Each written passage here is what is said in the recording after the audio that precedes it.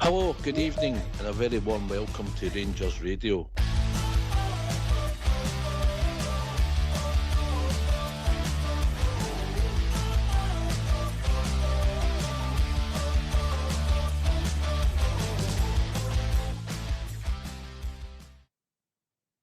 Hello, good evening, welcome to Rangers Radio. Join myself, Foxy, on the show this evening. It's Auldbear and Southside. Evening, gents. Evening, guys. How are you two? Good, mate. Good. Evening, Ox. Good to be on the night with Auldbear, and I'll give a shout out to all the troops that are just joining on the YouTube channel. Everybody out there on Facebook as well. Good evening.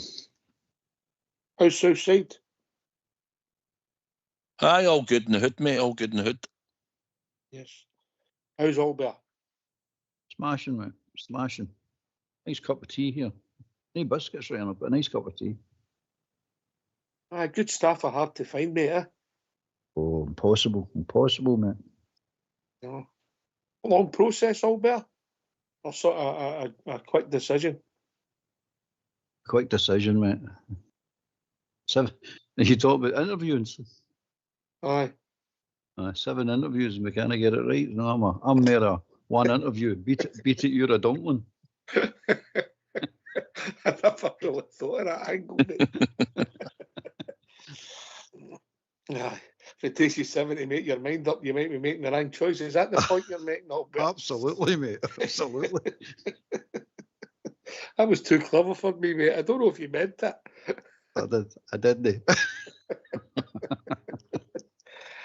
Yeah, listen, myself and Southside have been on the show this week already, mate, so I want your take on it. And I want to just change the subject because I believe you'll get some controversial views on world football, mate. I have not heard them all, but someday has been a clip and sprung them on me, and some of them I believe are a wee bit controversial, and I'll be interested in them, mate. Somebody mentioned a tartan cared, but I'll leave that one to the listeners, mate. But anyway, give your take on what's happening at our club, mate. Oh, the playing side's a shambles, we know that. There isn't any defence for the manager. I'm not even going to sit here and try and defend them. All I will say is you can't keep changing managers. You know, I've heard people say, no, that argument's done. It's not an argument, mate. It's a fact. It's you can't keep changing. If you're looking for stability and looking for growth and looking for your team to get better and the club to get better as a whole, you can't keep changing managers. Now, at the moment, the one we've got to know is a complete and utter dumpling, mate. He really is. He does some crazy. There's no defending him. I'd love to defend him.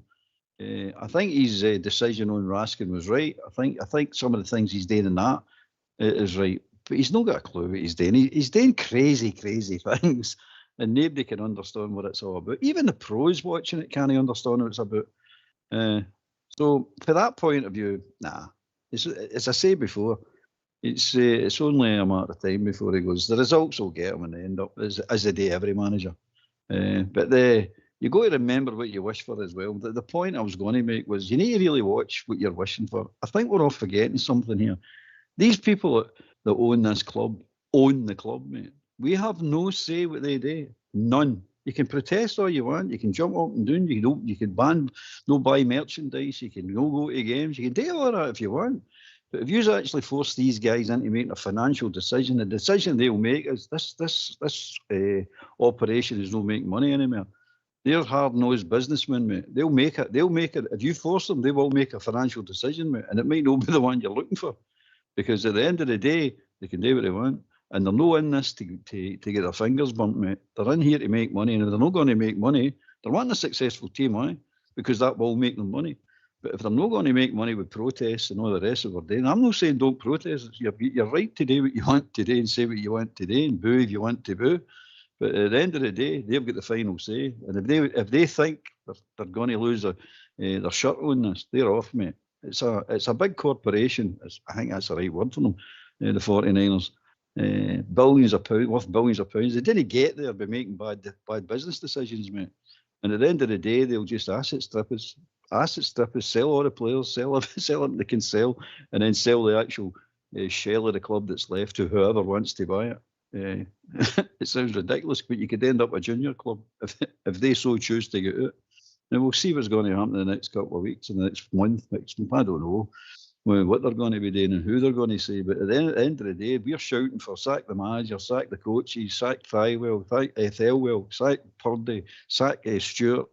And then finally you get to them, and I've heard people saying, they need to get out of the club as well. They're not going anywhere. I mean, they own the club. I think we all forget that. They own the club. We have no say in what we do, which leads me on to the fact that we all need to realise where our position in all this is. And all the fans throughout football need to understand what their position is with all these owners and UEFA and FIFA and all that. We're there to be shared, mate. They've got the shares and we're there to be shared. We're sheep. And we need to get into the pens that they provide and act the way they want us to act. But we need to stand there and get shared. That's what they're there to do, mate. And then that's what they're all doing. They're all just sharing the sheep. Because we keep saying how many times you're going to share a sheep in 1 year. It's ridiculous, mate. But this is where we're going, mate. I know we're all booing and all hate what we're watching. That's one thing. But you can't attack the owners of the club because they will make a financial decision. If that's what you want them to make, they'll make it. No problem. And it might not be the one you want.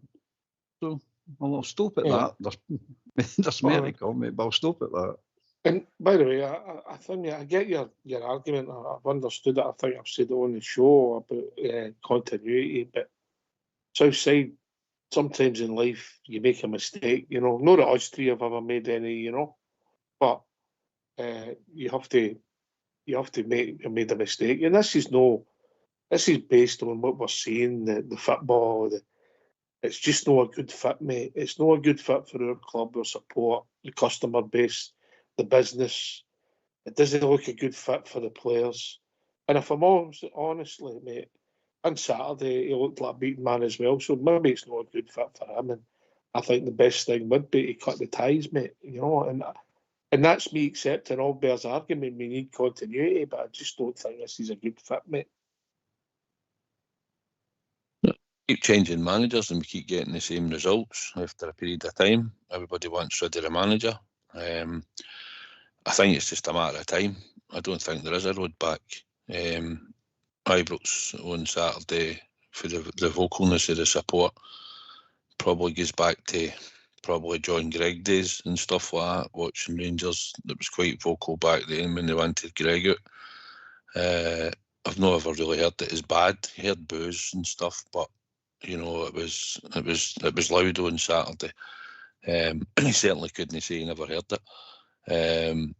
But it's down to the board, and I know the fans advisory board had a meeting with Thelwell and Patrick Stewart and some other board members this afternoon, and they've come out and said that they're still going to back the manager, even after the concerns that the fan advisory board put across to them for what we're all saying and what people have said on here and other people saying in other podcasts and just people talking to each other at the games.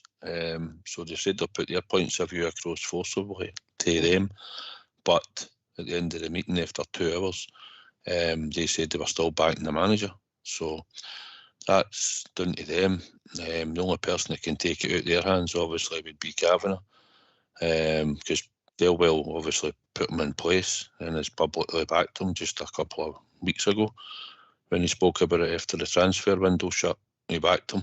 So that's what the club are doing now.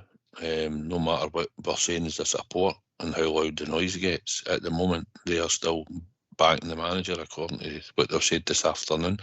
That doesn't really, surely if they're unsure at some point or they know it's going to come to the point of sacking them, then they've got to be actively out there looking to see if we can get another manager in for when they pulled the trigger. But that's down to them. Like Auldbear says, we can shout and scream, but we don't own any part of the club anymore.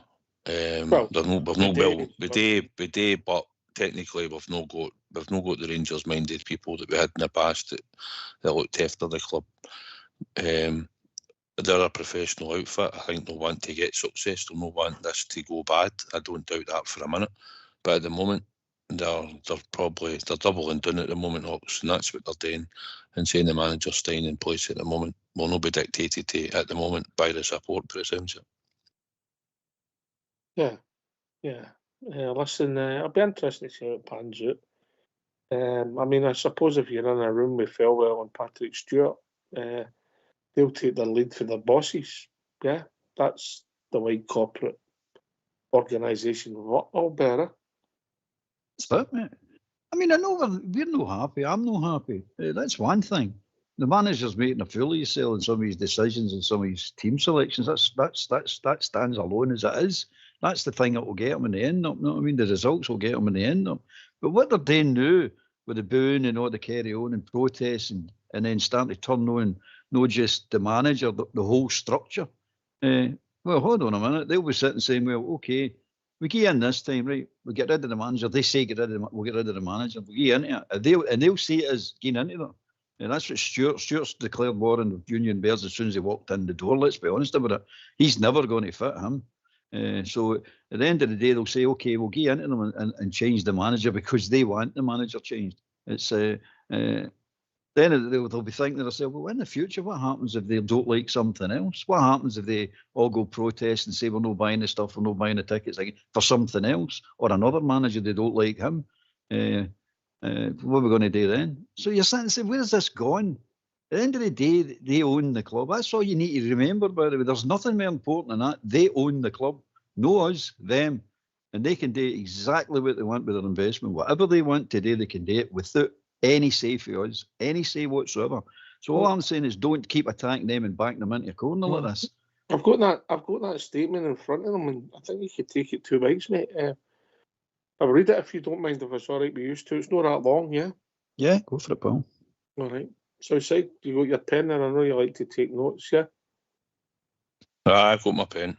All right, okay, well done, mate. We had a full and frank discussion this afternoon, lasting more than 2 hours with the CEO, Patrick Stewart, Sport Director Kevin Fellow, and other club officials.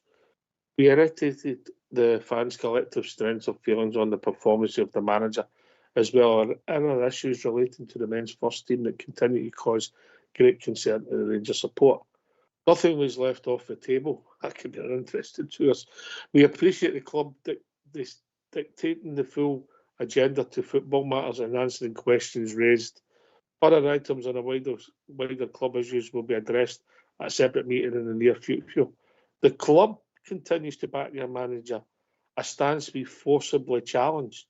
Full minutes of the meeting will be published before the weekend. So the fans advisory board haven't backed the manager. They were at a meeting where the club have backed the manager. Yes? Yep.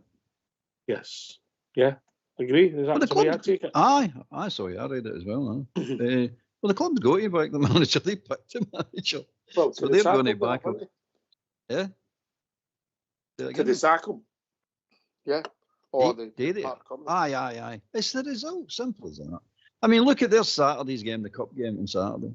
There's a protest. We all know they've got protests coming at the front door and whatever else they're going to do, and banners or whatever's going to come up.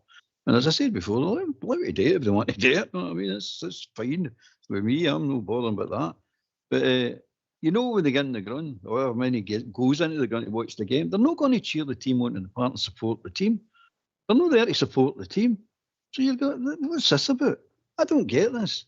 And people are actually saying, well, what are we going for if we're not going to win? Well, it's called supporting the team, isn't it? You've got to go and support the team. You can't boo the team coming onto a park. They're booing players coming onto a park. I mean, how do you think these players feel? Do you think they're going to give their best if we're all sitting booing certain players coming onto a park? Booing the manager up the tunnel, back down the tunnel. All right, we all want rid of him. All right, we know he's no good enough. But we're Glasgow Rangers. We've still got to support the team, whether you like it or whether you don't like it. It's easy supporting a winning team. It's not so easy when you get in situations like this to support. I heard the boy the other night saying, oh, he wants Rangers beat at the weekend so he get rid of the manager. What kind of nonsense is this we're talking now? I've never wanted Rangers to be beat in my life. Never. And I never will. You've got to back the team. It's easy backing a winning team, as I just said. Back a team now. Now's the time that we need to support the players. No when it's all jolly and great and fun and like that mob across the road.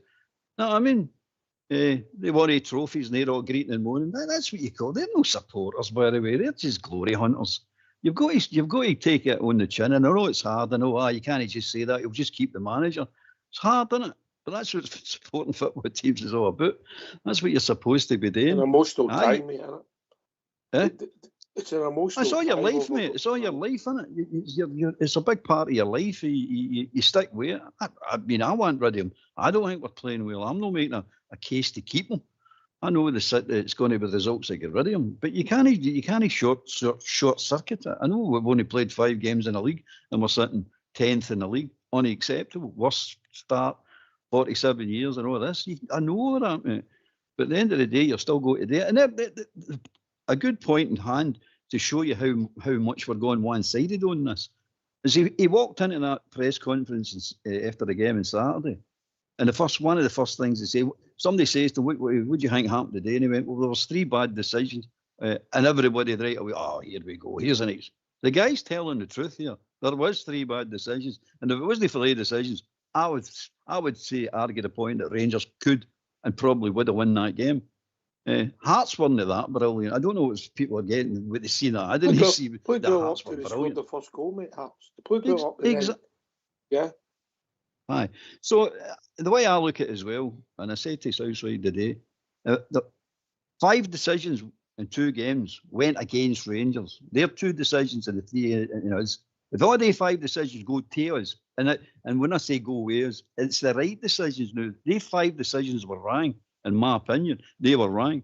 But if they 5 decisions go for us and we win that game, we're 3 points behind Hearts and 3 points behind Celtic. You know what I mean? That's a fact. We're 3 points behind them. Now, it's all if, buts, and what could have happened. I know all that. But you've got to look at it. The incompetent referees and linesmen have just done a 6-point swing in that league, which could be significant in the long run. But nobody wanted to talk about that. The football side of it, nobody wanted to even give him any airway and say, right, like, listen what he's got to say. Oh, that's an excuse. It's not an excuse. It's a fact, mate. We just still didn't win the game. He's no excuse for no winning the game. It's just a fact. He was pointing a fact out. And until we realise that these referees and everybody else is hiding behind this chaos that's created at Ibrox at the moment, because that McLean and Saturday, there was an absolute disgrace. An absolute disgrace. And he was busting to send somebody off, and it nearly was Suter. And he changed his mind. He was going to give him the second yellow card and send him, and he must have thought, oh, better no. I've gave enough for Hearts here. I've won this game for Hearts. It's shocking, mate, what's going on here. You need to look at the whole picture, man. Along with VAR, mate. Along with VAR, mate. And it's okay, the manager needs to go. Okay, we don't like him. We get all that. But the time's now to go, hey, we want to win this game on Saturday. Come on. Let's get a grip of ourselves, support the team. Even though they might still be playing bad, you still go to support them and try and shout them out of the line to get them the win, get them the break of the ball, put pressure on these referees. I mean, they're terrified of that mob across the road. These 2 games proved that point in spades, mate. They're terrified. They're not terrified of us. They can run about their arrogant approach to our games and just, we'll boo and shout and all the rest of it. But that's as far as that goes, isn't it? David Edgar says that once somebody says to him after the game, you need to pull these referees out. You need to get something done with these referees. And he's right in saying, who does he go to? And he's right. Who does he go to? Who do we go to? Or the club needs to take. Who does the club go to? Nobody wants to listen. But there you go. We're too much in a mess, too much of a chaos for any of this to make any difference for people now, because they've got their hearts set on one train of thought, one thing, get rid of the manager. And the next one comes in, half a dozen games, Disney wins 2, get rid of the manager. Well, we just keep going with this. It's not the right thing to do, mate. It's no changing managers, not the right thing. The right thing is to get rid of him, aye, but it's not the right thing to do long term, keeping changing managers. And if you want to look at it, we've got 12 years of this now. We've been through 9 managers in 10 years or something like that. And one of them had a 3-year spell at the club. And Stephen Gerrard, right? We didn't get rid of him, but the rest of them we did. But if you look at it, mate, there's one thread goes right through all this that nobody wants. We need to learn for the mistakes and the history of what's going through. Take a breath, brother. Take a breath. But wait a minute, just one point. The one thread that goes right through it is the lack of quality players. We need 2 steps up in quality, by the way, to win this league. That's what we need, and we can't afford it. That's our problem, mate. No managers. That's the problem. Quality of player. Van Bronckhorst said it when he was there in the Champions League. We've not got a quality team, good enough quality of squad to compete at any level in the Champions League. He doesn't mean win it. He just means win a few rounds and get in a couple of rounds and then take your money and run to the bank. No, I mean, that's all he was. We're not even good enough to do that. Finish now. You can don't be up now. Put me on. You're right. You got a bag in? Aye, I'm fine. Well, don't say that. The wife might be thinking you're talking about her. That's not right. Never talk. You say brown bag now. I would understand. I would never talk about Mrs. Auldbear like that, and you know that. Yeah, I value my existence. I know. It's not I've got to back you up. I know, and I never said that. I'm getting it down first. And rightly so.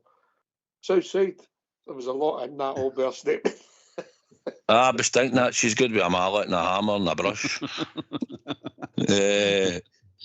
But there is a lot in it.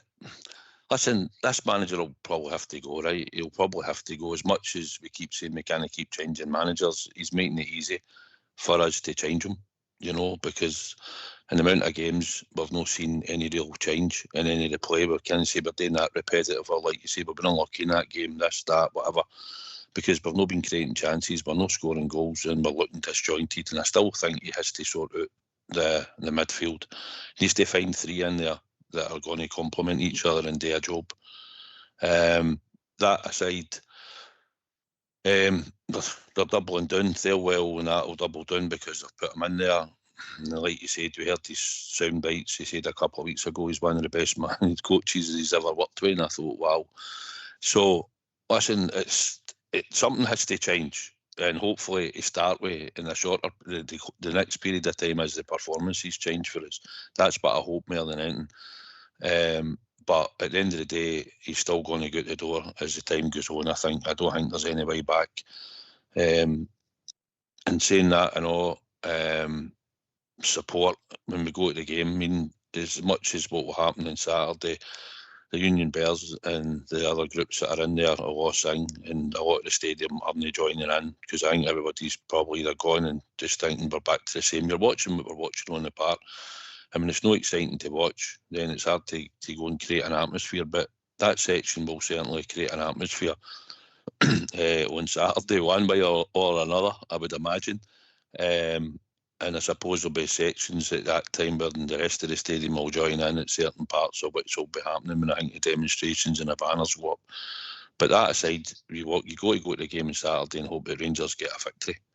I mean, when you go to the game, that's what I've not got in my DNA to think, I want Rangers beat today just to get a manager, But everybody is entitled to their opinion, and I know a certain age, well, we're all sick of it, right? But there is a certain age demographic that I've hardly seen Rangers win a league, and if they have, they've seen us win one, maybe if they're lucky, they've seen two in the last number of years. And that's where the frustration's building up, because a lot of them are spending a lot of money to go and follow Rangers or other place. And it's highlighted and all through social media and stuff, because everybody's a manager, everybody's knows how to pick a manager. And it's the easiest thing in the world today is say, sack this manager. Well, he is going to get the sack. Let's no big kiddie that's going to come. But it's harder to find the next guy that's going to come in and actually, I'd imagine he's the right type of person. Aye. But at the end of the day, if players in that squad want rid of the manager, no matter what he tells them to do, the work ethic. Look that to you, Southside? There's enough. Well, it shouldn't be for the new players. But there is players still in the squad that could pull the manager down if they don't agree with what he's doing. The new players he signed, you'd imagine, would work for him, unless it gets to a point where they think, he's not got a clue. But at the end of the day, the players that he signed at the start said they'd worked with him and run about him, and they were happy to come and work and play for the club. So as long as you probably still get Butland, Tav, Suter, Raskin, Diamandi, off the top of my head, could maybe fling Bijrami in there, but them could pull you down the bother, and you only need to talk negative on a daily basis about the manager stuff, and the new players and the players that have just come in the door start to look at it. They might all agree, they might not, but it can be brought down by certain players still in your squad. But that aside, they don't look like a team at the moment. We worked hard against Celtic 2 weeks ago, and then the levels that we've seen Saturday were miles off it. And that's down to players. That's not down to the manager. That's down to individual players on the park. Not putting in enough effort in the application. So we'll see how it goes on Saturday, but that's the way I see it at the moment. So, certain players aren't putting in the effort in the Can you give me a application. yes or no? Can you give me a yes or no to your question, and then Auldbear can comment? I know it's straightforward as yes and no, but just your take on it. What you're observing, and it's really early in his term, for honest, which is unusual. Usually these things come after a while, and then a new group of players sometimes. And most of these players have been brought in this summer. And just your opinion, because it's based on maybe emotions rather than there's no strength to the argument. But what you're watching, do you think it looks as if the group he's lost a group of players? Is that what you're seeing? Is that what it looks like to you? I think he's lost them all. No, I don't think he's lost all the group of players. No, I don't. All right, okay. Auldbear? No, I don't think he's lost the players, man. You're talking about the dressing room. I don't think he's lost the dressing room. I think that you have more chance of the support losing the players, because I think the players are getting fed up with this boo and carry on. It's just ridiculous, mate. It's beyond a joke. And they're sitting saying, wait a minute. I bet you the 14 players that come in, I bet you a majority, if not all of them, have turned to their agents and say, oh, here, I've made a mistake here. Get me out of here. I don't want to be here. Because life can be very, very difficult in Glasgow. We all know that. It can even be difficult when you're winning. You know what I mean?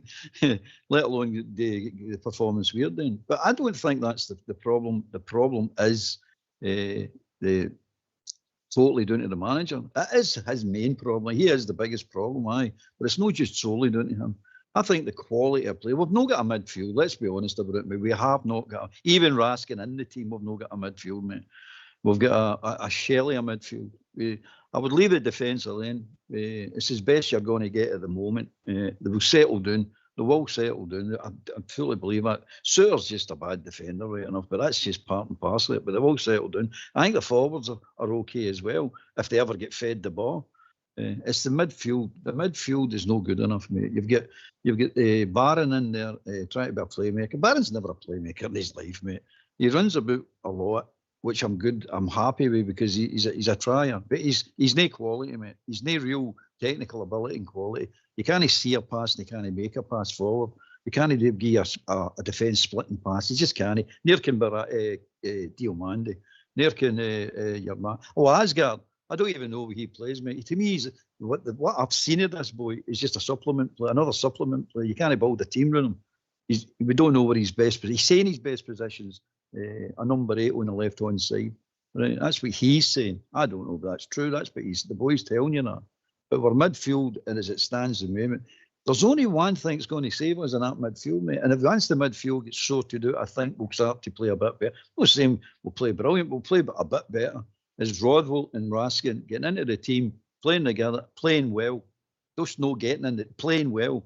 Our Rothwell come on up, 10 minutes spell before he got injured, and showed you a glimpse of what he could be doing, driving us forward. Right? Raskin can get into his number 6 position, which he wants to do, if he sobers up, whatever he done in the background to make Martin fall out with him. So if they two start pulling their weight, really pulling their weight, you've got a fighting chance to get to improve in the team.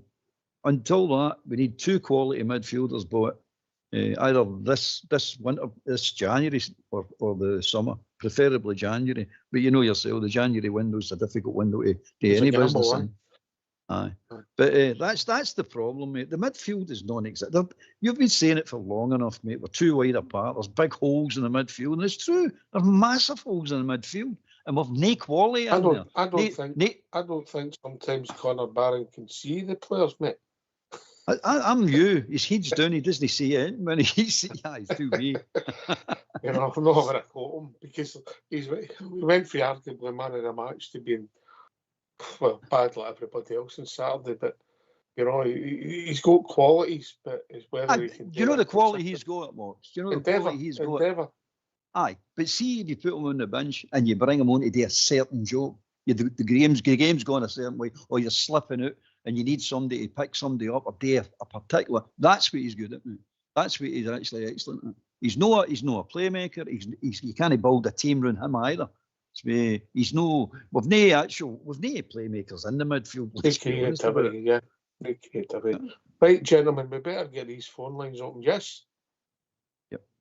Yes, I'm just wondering if some of the new people were picked up on Facebook will give us a call, right? You never know. Let's hear from you. Why don't you give us a call on 0141 356 1972? It's your show, it's your platform. Let's hear from you.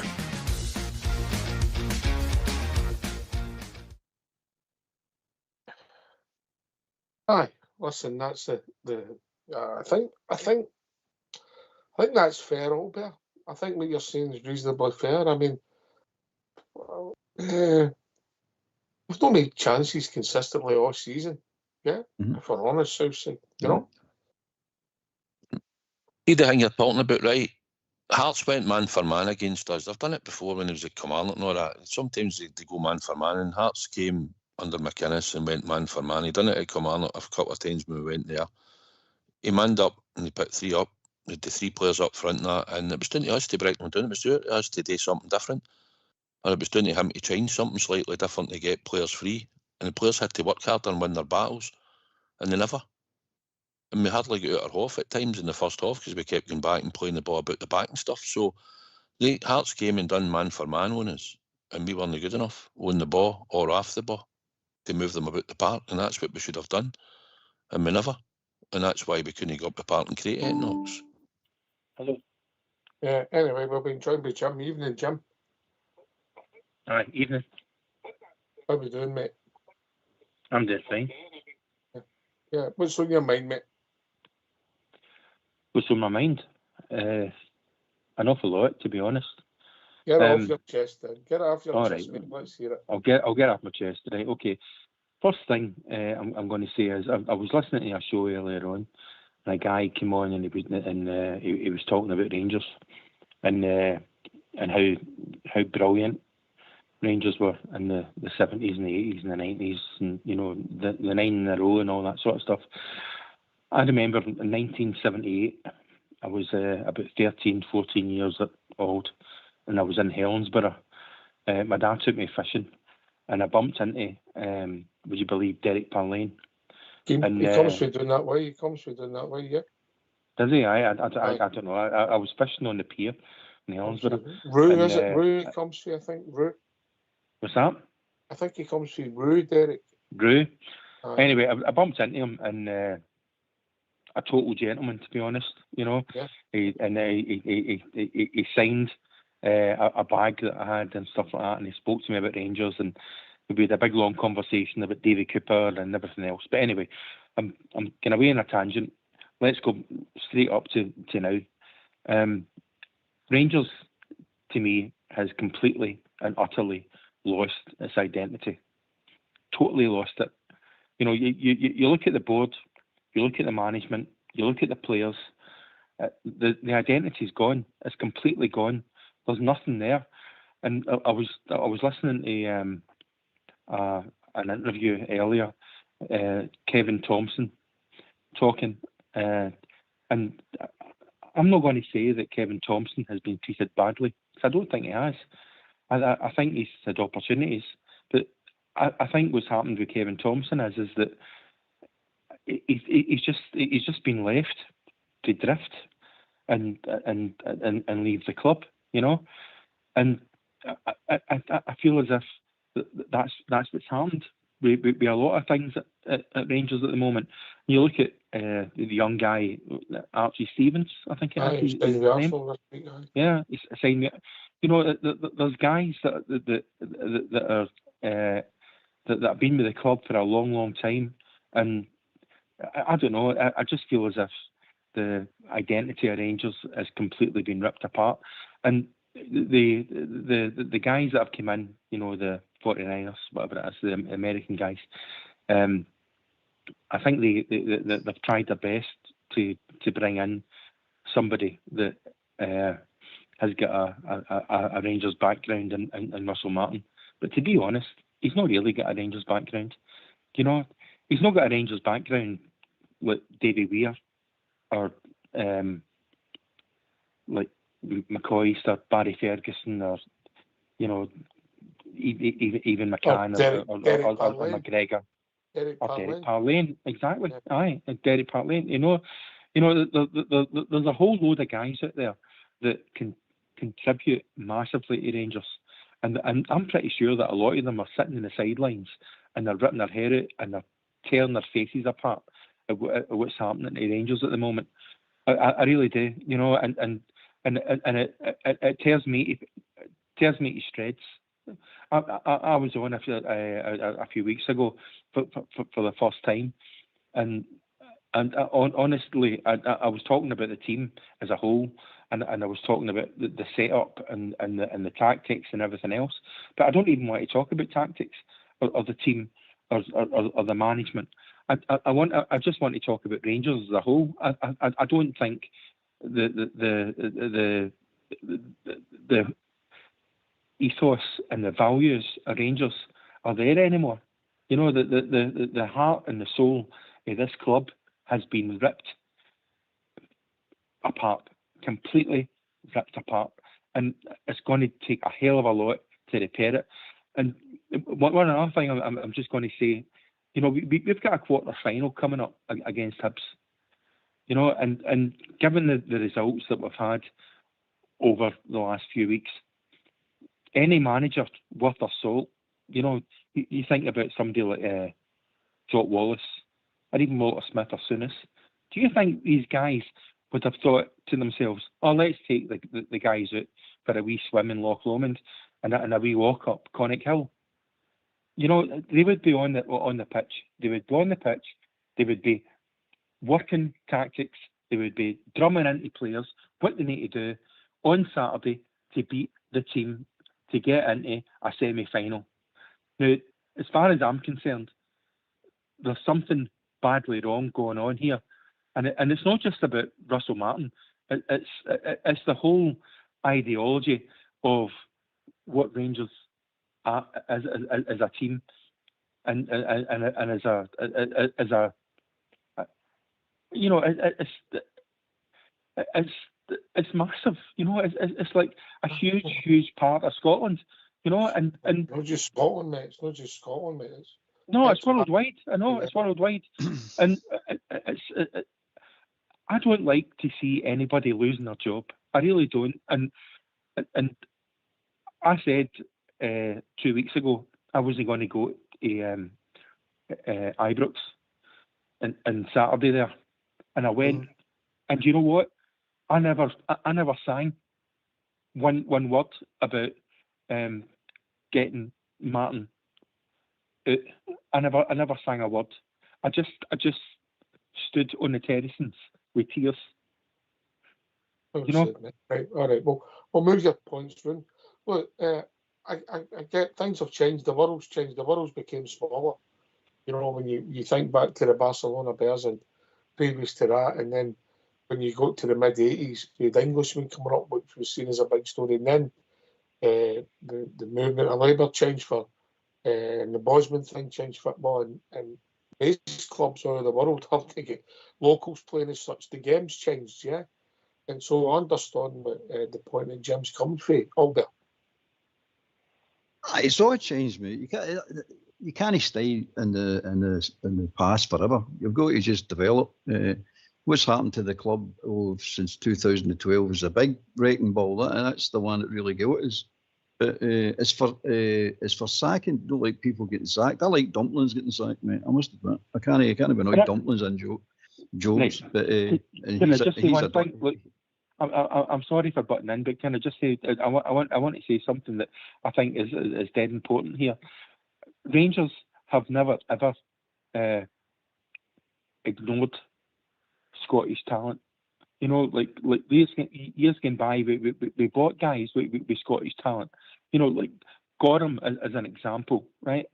I mean, we brought him in, and a lot of people thought, nah, you know, and we brought in Davy Weir when he was a bit older as well, and Gough. You know, we like chased him all over the place to get him, you know. And you guys like Mulligan and Shankland, you know, it just doesn't make any sense. 10 million for a striker who hasn't scored a goal, and Shankland has been scoring goals left, right, and centre, and he's a mad Rangers player. Mad Rangers fan, brought up as a Rangers fan. He would break his butt to score a goal for Rangers. And I'll tell you somebody else who would do the same, McBurney. And McBurney is now scoring goals for Hull. You know, these are guys that wouldn't have cost much. You bring these guys in and they would have broke their back to play for Rangers. You know, and even a guy like Duncan Ferguson and Davy Weir, bring these guys into the backroom staff. Bring in Kevin Thompson, guys that know Rangers inside out. You know, it doesn't make any sense. You know, it didn't work great for the last interim. People over there, yeah, they had a couple of good results, but ultimately they could only win a game at Ibrox era. Ferguson, McCann, and Dodds. Alan McGregor. It didn't work. Well, they got us to a quarter final in Europe, and they also beat Celtic and theirs. But what like, I picked my words wisely, mate. They hardly won a game at Ibrox. But they never had much time, did they? Well, they played more games. You realise, mate, they never won a European tie at Ibrox. They didn't beat Neither is Martin. Ibrox. Neither is Martin who had the many games. Right, listen, we'll come back to that point. We'll try to take your first point, Jim. Carry on, Auldbear, and we'll go to Southside. I don't believe the talent went in Scotland, and we ignore talent. There's a lot of contributing factors why Rangers don't get the Scottish talent they're supposed to get. But what about Cameron? What about Barron? What about Suter? They were Scottish. Kelly, he's Scottish. Curtis, he's Scottish. So we do bring in Scottish talent. I've heard this argument about Rangers don't bring in Scottish talent. Wait a minute. Let me finish, mate. We're snob. We don't bring in Scottish talent because we're a snob towards Scottish people. It's nonsense. It's absolute nonsense. We do bring it in, and any talent we try to get, we always go to play the Rangers. We've always got to pay the Rangers tax, and that's a fact. Everybody knows it. So there's reasons why we don't bring in Scottish talent. The ones that we like Ferguson and the boy Miller and all this carry on, because we have to pay over the odds. Reportedly, the boy Miller went for what, £4 or £5 million. If that was Rangers, he's 7 or 8. We're not getting him. Miowski is playing with Rangers now. He went to that mob for Winks, reportedly £6 million. If that was Rangers, that's £8 million. So this is the problem you're getting, mate. I know he's no Scottish, no, but I'm just talking about the transfer between clubs in Scotland. So I don't get it. And this Rangers connection we keep going on about, Ox just pointed it out there. There was Rangers men in the dugout last year, and nothing really changed. And then there was the Alec Rayway Clement, never really changed. Stephen, and you're talking about Thompson leaving. Thompson's leaving because he never got offered a coaching role with the senior team. He's seen himself as a potential Rangers manager in the future.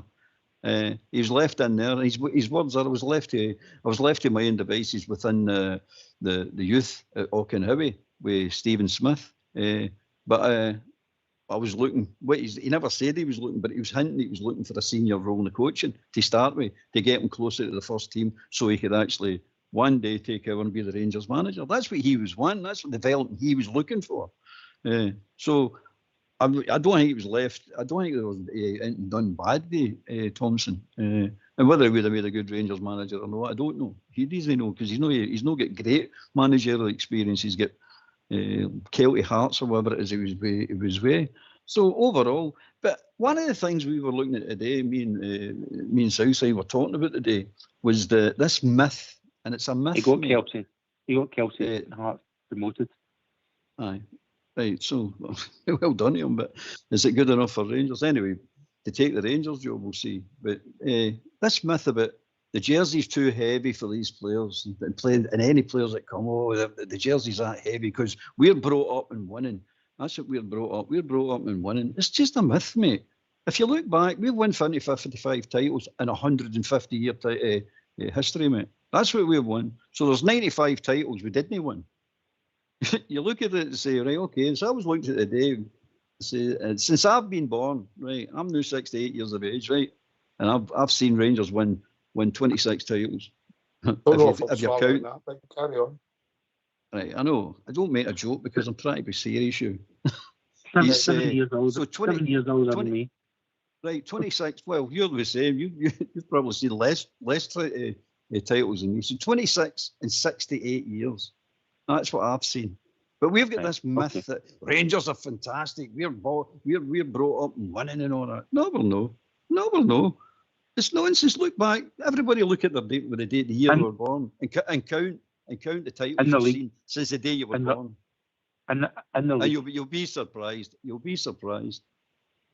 And the league. And the league. What are you talking about? Check your taxis, Auldbear. Check your taxis. Southside, and your firm will come back to you, Auldbear. On you go, Southside. So the heart was ripped out the club. The Spurs were in and absolutely ripped us apart, and we had to try and rebuild the squad and the club back for a long, long time. And it's took a lot longer than what people think. We're possibly in our best shape on the park, probably when Stevie G was there, but he got the 3 years to build it, but he got our credibility back over a period of time in Europe, and eventually he won us the league. But I still think at that time the club, through the directors and stuff, were still hampered by the amount of money back then at the time, because we had to come through the COVID period and stuff. I still don't agree with that, to be honest. Jim, let the boys answer. Do you honestly not think that the club were probably hampered by money issues during the COVID and while we went on and won the league? Do you not think the club were still struggling a bit financially at that time, Jim? Right, okay. See if you go onto transfermarket.com and you look at Gerrard's signings, all the signings that he made since he came into the club. Okay, he won the league, and that was absolutely brilliant that he won the league. I couldn't have been any happier that he won the league. But I'm going to tell you something. Celtic completely imploded. They were all over the place, and Gerrard took advantage of that. And I'm pretty sure any manager would have taken advantage of that. You look at Gerrard's signings in transfermarket.com. Just look at it, and you'll see the amount of signings that he made that were absolutely awful. The amount of money that he spent. All these guys, I think there must have been about 18 or 19 signings that never even played. I've got a list of them actually that I could go through, but I'm not going to because it will take too long. But go in and check it, and you'll see Gerrard's signings were a complete and utter failure, apart from maybe 3 or 4. Kent maybe did brilliant.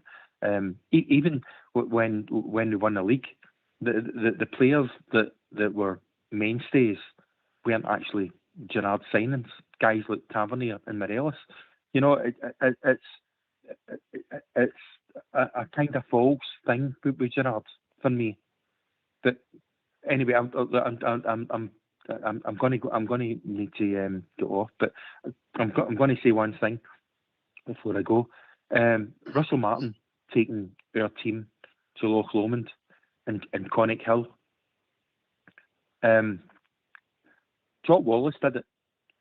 He took players to Ghislaine Sands and he ran them ragged and right up and down these. I actually went and checked him out in the 1980s. As I said, I'm over 60, and it was horrific when you actually look at it. If you can run up and down these sands for hours and hours on end, it would kill you. But Jock Wallace did it pre-season, and he did it to train players to get them fit for games. He never did it after we get beat and we've got a quarter final coming up. So you need to pick your time to get players fit, and you need to get a time where you're going to bond players. And if you're bringing new players into a team, you do it pre-season. You don't do it after, like, not winning game after game after game, and every single fan in the stadium is baying for your blood, because it's not going to work. Martin making that decision has basically came out and basically told people he's not got a clue. He's absolutely not got a clue. You'll not be alone. He should have been focusing on the pitch, on tactics, and getting a win on Saturday. And I'll tell you what, see if we get beat. Right, we'll see if we get beat. And he comes out and he says, "Oh well, a couple of guys get injured running up Conic Hill, and some of them got the flu while they were swimming." You know. Right. Listen, mate, enjoyed your call. You look after yourself and don't be a stranger, mate. Good to hear from you. Yeah. Listen, all I want is the best for Rangers. I really do. And I would like to see some Rangers men in there. But I'm going to say something else. There was somebody that came on in your team that spoke about Kevin Thompson, and I never really thought about it, but he was bang on. So look, you guys have got the knowledge, and a lot of the guys that phone in. Well, a lot of the guys like me that phone in don't really have it as much as you do. I'm just coming for a fan's perspective. Do you know what I mean? And I'm just trying to. We're only fans, mate. In fact, we've been called something longer than fans, mate. We're only fans, mate. We care like you do, mate. And it's all about opinions, right? Good to speak to you, Jim. You take it easy, and I'm going to go back to Auldbear. All the best. Auldbear's take on the team building, because I know he's a big fan. Auldbear. Aye. Team building is simple. Just don't take them up a hill or into the water. Take them to the pub. Get them drunk. Get them all fighting with each other. Then you'll get the home truths getting told. Might get us somewhere. He's talking about Rangers radio night out up Southside. That's what came into my head.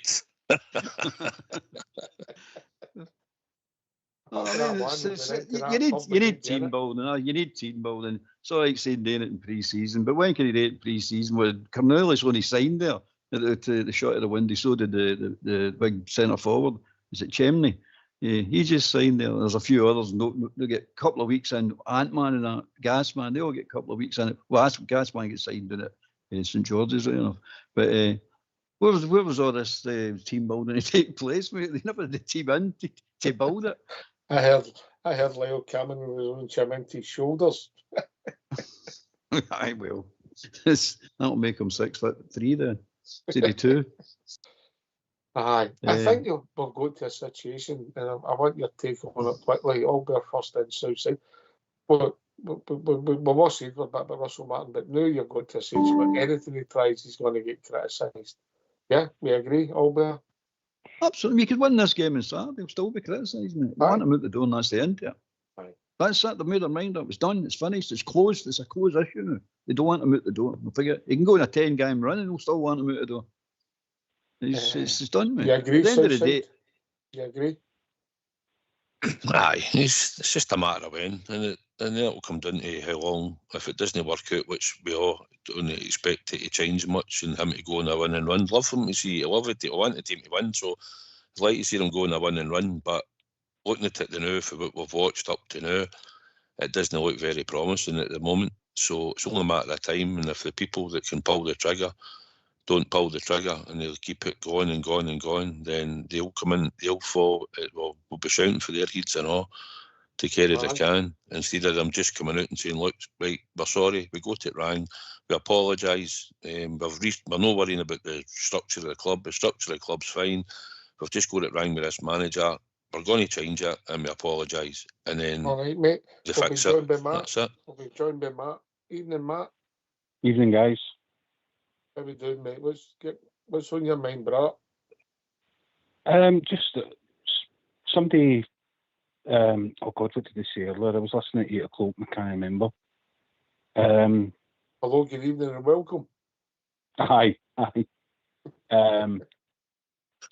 Well, the thing I want to say is, right, my question to you, and you can answer, right? Everybody wants him gone. Some people don't want him gone. Stick by the team, blah, blah, blah, right? See if he went on a winning run, right? Say he loses in... My first question is, say he loses on Saturday, right? Do you think he's gone? If he's not gone, and he wins in Europe but loses the league games, but keeps winning... Well, he maybe wins 1 or 2 league games, wins a European game, losing a losing run. What are you trying to do? Oh, sorry. Right. Let's take your first point. If he doesn't win on Saturday, geez, look, if the clamour's bad this do, I just actually would end up starting to feel sorry for him. He's a busted flush, mate, and then it'll become down to him making the deal, mate, because it's crazy. I just can't comprehend it. Hopefully it doesn't happen, but I get the point, mate. But if the clamour's bad this do, geez, come Saturday, Auldbear. But do you think he's going to get sacked if he get beaten Saturday? Aye. Don't know, mate. It's just a matter if he gets beaten Saturday or no, mate. It's the owners and the chairman that will make that decision. It makes no difference. They've made their mind. The support's made their mind up. I agree with it. I don't particularly agree with it, mate, because we can't keep changing managers. But I'm not protecting him, saying he's a good manager and he's doing a good job. But at the end of the day, the results will get him sacked. And the only thing I'm saying about that means Rangers have to get beat. And I'm not for that, mate. I'm not for that at all. Yes. So at the end of the day, results, mate. It's results. It's a result-driven business, as we all keep saying. Southside? I don't think if we get put out the cup that we'll sack him. I think they'll stay because the European game's coming up. If you sack him, for instance, then who are you putting in charge for the game? It's going to be on the Thursday in Europe. I agree with what you're saying. We could possibly beat Genk at Ibrox in the European game, and then we go to Livingston. I'm hoping that we put Hibs out the cup. We win at Ibrox and we start the winning run in the league by beating Livingston. But for what we've watched, Matt, it's hard to try and argue against it. We need the whole team needs to pick a midfield. You look at the midfields we've picked in the last wee while and they're not working. I'll ask you a question first. Would you have Diamond in your team on Saturday after last week's performance? No, but I wouldn't have Rothwell either, or whatever his name, whatever that guy's name is, that 30-year-old. Okay, I can agree with 50. that, right? I can agree with that. I wouldn't have Diamond. Right, so for me, because Theo Asgard said that's where he prefers to play, and that has been his best position, I'd probably stick him in there and take Diamond out. I would have Raskin back my team if there's any way we need to sort this, or it is getting sorted, because we Nene's really know what the background is to it. But the fact he left him out of squad, you'd like to think that he'll probably come back into contention for this one if everything's sorted and his attitude's right, if that's what's been questioned. I'd have him in my team. I'd have Asgard, and I think Lyle Cameron's still injured, so to be honest, I'd bring in Bezrami, and that would be the three I'd play in there in my midfield, and hope that Asgard on the ball look comfortable, even against Hearts. He's quite an intelligent player for what we all know. I think he'll grow. He needs to play more game time. He needs to play in a settled team, but I'd start him. I'd put Bezrami back in. He's got World Cup to go for. He's not in the European squad, so you could play him on Saturday against Hibs. He is a clever player, and he's been in and out it, but you need to start somewhere and give somebody a chance. So I'd play the two, and I'd play Raskin, mate, in my midfield. That's the way I'd start with A3. Sounds like you should be the Rangers manager. Listen, we're available, mate. Auldbear on bibs and cones, walking around putting the bibs out, me and Southside, standing there with the big jackets on, telling them with a whistle room one night. We can do that. No, it's not the first time I've heard the whistle. Yes, we're available. Listen, your other scenario, the European tie, of course it's important, it's good for revenue, we'd like to progress. This, if we were to lose for next league game, mate, we're in real trouble, mate. And the people have to wake up and smell the coffee at the club. I mean, this doesn't, at the moment in time, it doesn't look a good fit. if that scenario was to pan out, mate, it's a disastrous fit. And the people that are in charge of the club, the guys, Thelwell and Stewart, are coming out and saying, maybe speaking to the fans at board, and if they don't think there's a problem, mate, they're derelict in their duties as well. Because there is an issue this now. Maybe they think it will take time, but time's no more on. We're now moving slow towards October, and then you've got our international break. And then we don't see anything improving. We don't see the football improving. And then the disconnect between the fans and the team will grow, mate. It's not a good combination in all fronts, mate. And that's how people have to get, in my opinion, get big boy pants on and admit they've made a mistake. Yeah, it's nothing against the personality of the manager. Just sometimes in life you just make a mistake. Matt? Yeah. Well, if you look at it this way, right? What's his name? Ten Hag. He gets sacked after 2 games at Bayer Leverkusen. Aye. Right, in Germany. And it wasn't like bad results he had. He only had 2 games in charge, 2 league games, and got sacked. Because I think it was something to do with the team management, as they said. I think I read, but I never read the full story. I just wonder what this guy is saying to keep his job. That's what I would love to know. All right, aye. Listen, I'm going to come back to you because I've slightly missed the tune. Mr. Fox will be going nuts. He likes All right. everybody meantime. But get yourself on mute because we're going to have a tune.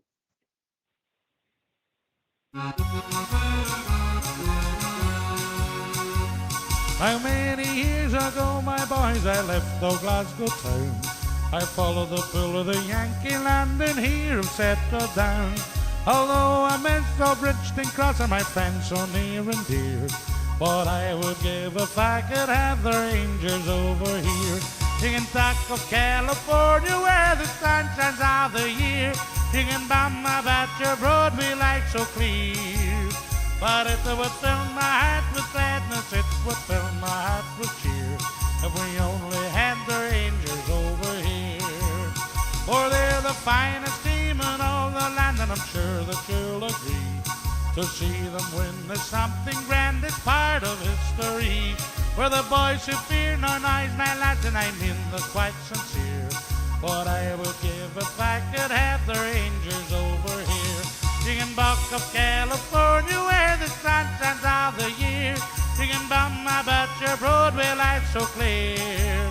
But it would fill my heart with gladness, it would fill my heart with cheer if we only had the Rangers over here.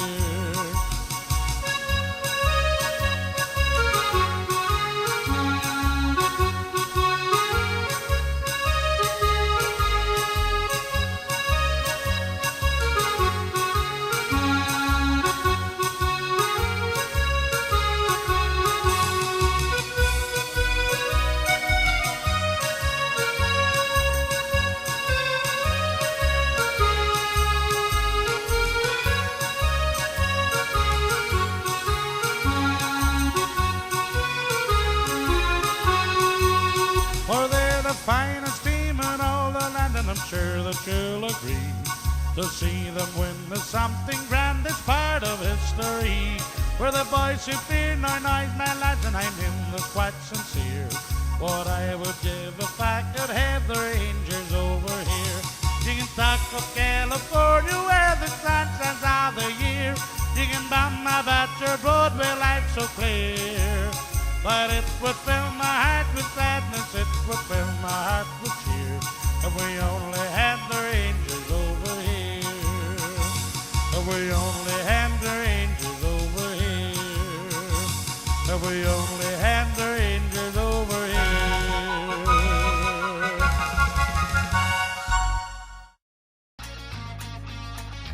Why don't you give us a call on 0141 356 1972. It's your show, it's your platform. Let's hear from you.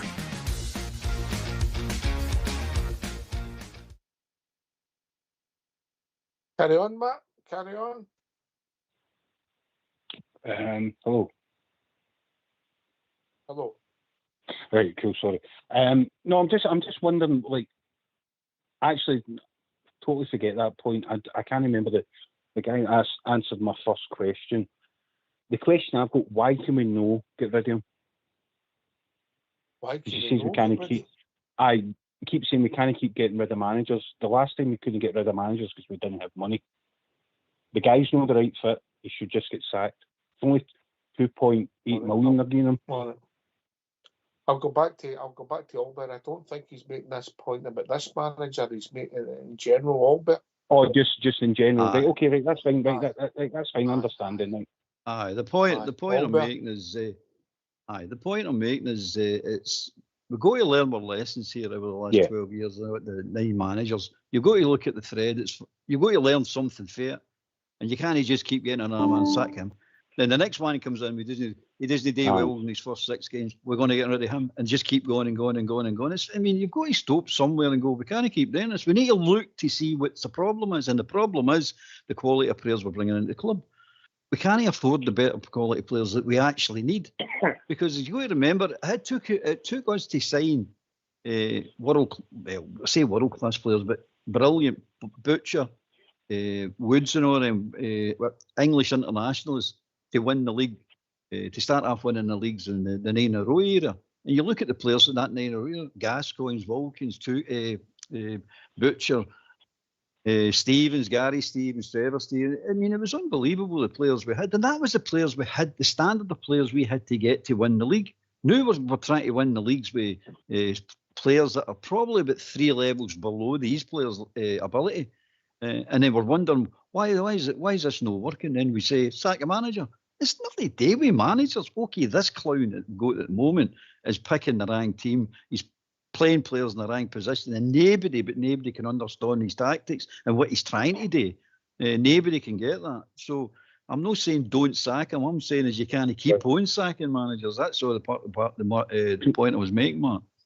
So see your point there. Anyway, Mark, can I cut across you? Mark, aye, on you go, sorry. I'll come back to you, mate. We've been joined by Josh. Evening, Josh. Good evening, guys. All right? Evening. We're all right, mate. Good to hear from you, mate. Since 8 o'clock, I've been listening to Auldbear, and I've been listening to everything he's saying, and he's basically spot on what he's saying. Well, don't tell him that, Josh. Don't tell him that. But you can't. We've had since Walter Smith in 2011, we've had 12 managers, and some of the managers have only lasted 3 or 4 months.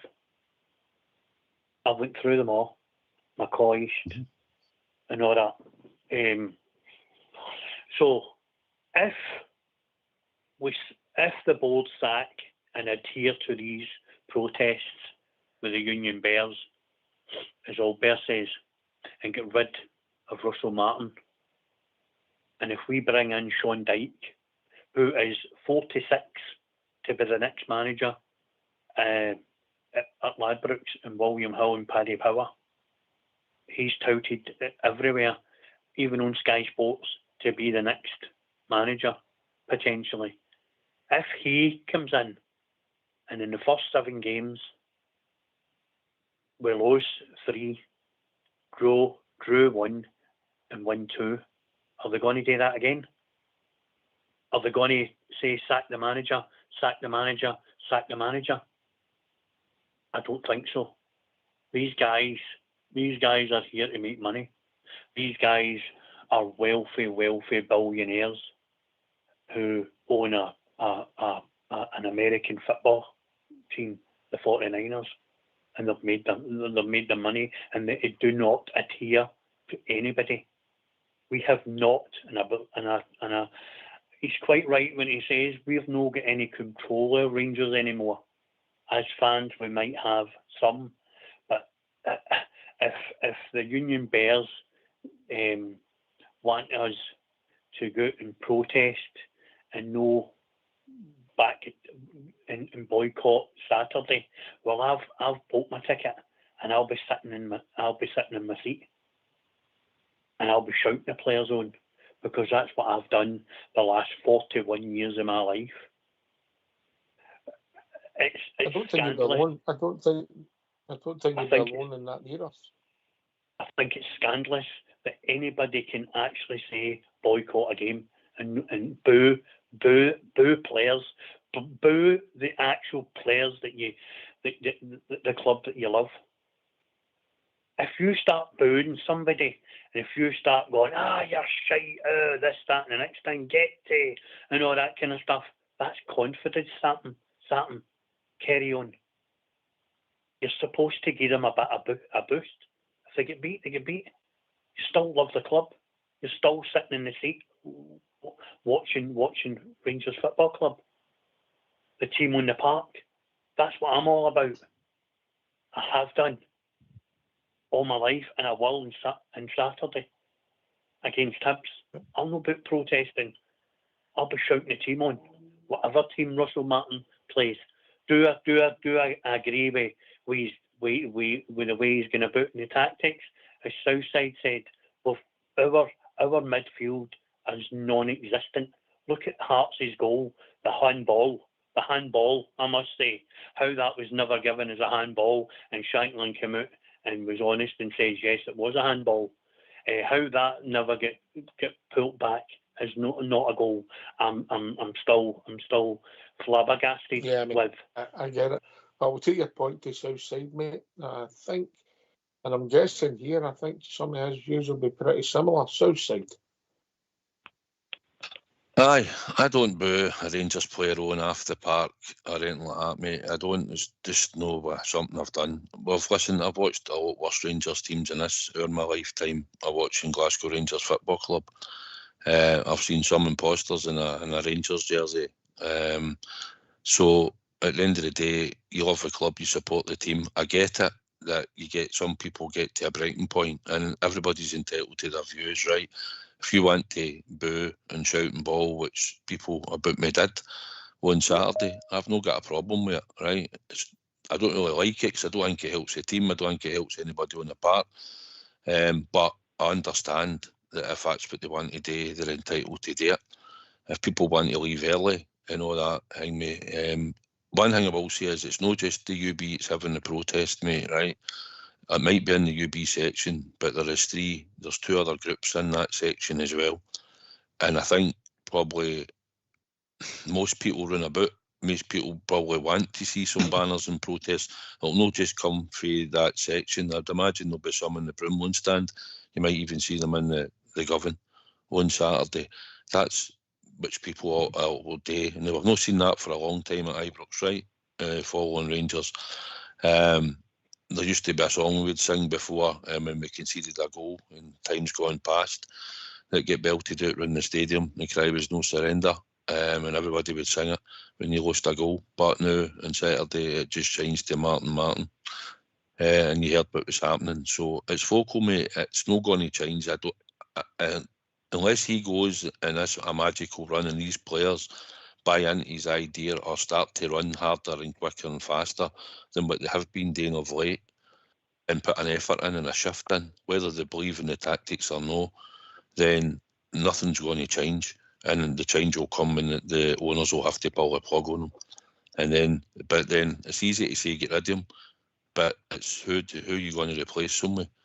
And that's the problem, because the next manager that comes in, their credibility's on the line. If they have to stand up and apologise and say we got it wrong, then they'll have to make sure that the next manager coming in is the correct one. That's a big call, mate, because any appointment in sport is a gamble. Auldbear. It's true, isn't it? It's just you just don't know, mate. You just go to suck it and see, innit? But every interview, every job, I suppose, is like that. Suck it and see. You don't know what the person's in the job and what they're all going to do. You can look at the manager's past history, and now you look and go, well, that makes sense now. You were crap at the other job, so you're crap now. But there's also managers come in who have been crap at other jobs, but brilliant at the job that they're in at the present time. So it does happen. It's a gamble, mate. It's a total gamble. You're right. Aye. Listen, well said, Matt. Listen, I get people's frustrations, yeah, and I get people wanting change, and I don't think any has seen this coming. People who didn't want Martin, who maybe they'll say they've been proved right, and I get that. and they might be proved right, but I don't think anybody seen this coming. They might have seen us get knocked out of Europe with Panathinaikos, because that was arguably a 50-50 tie, maybe even in their favour, and we go through. But when the fixtures were announced, mate, they're favourable fixtures for us traditionally. With a decent run, and we were expecting what? About the 15, arguably, maybe if we drew with them, arguably have 13 points. Yeah. You know, that would have been maybe what people were looking at, and we ain't anywhere near that. So that's where the criticism comes from. Anyway, we've been joined by Smith, who's a big supporter of the Rangers. How we doing, Smith? I'm good, Ox. Evening, Auldbear. Evening, everybody. Sorry. Hi, mate. Couple of points.